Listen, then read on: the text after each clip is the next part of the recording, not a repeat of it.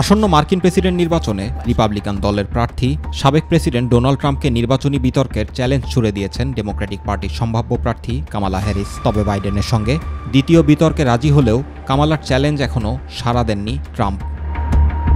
এদিকে মার্কিন প্রেসিডেন্ট নির্বাচনী দৌড় থেকে বাইডেন সরে দাঁড়ানোর পর সেই জায়গায় কামালা হ্যারিস আশায় যেন ডেমোক্রেটিক শিবিরে জোয়ার বইতে শুরু করেছে। বদলে যাচ্ছে নির্বাচনী সমীকরণ। জর্জিয়া রাজ্যের আটলান্টা শহরে এক নির্বাচনী জনসভায় হ্যারিস বলেন, বিতর্কের মঞ্চে তার মুখোমুখি দাঁড়ানোর কথা ট্রাম্প বিবেচনা করবেন এবং যা বলার সরাসরি বলবেন।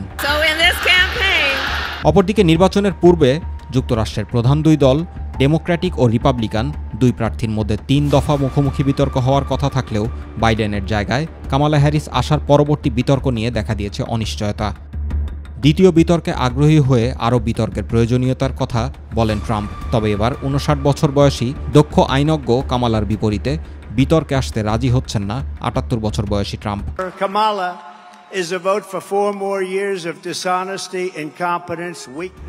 বিশেষজ্ঞদের মতে বয়সের ব্যবধান ও ফৌজদারি মামলায় দোষী সাব্যস্ত হওয়ায় জনপ্রিয়তা হ্রাসের শঙ্কায় সাবেক অ্যাটর্নি কামালার মুখোমুখি হতে চান না ট্রাম্প।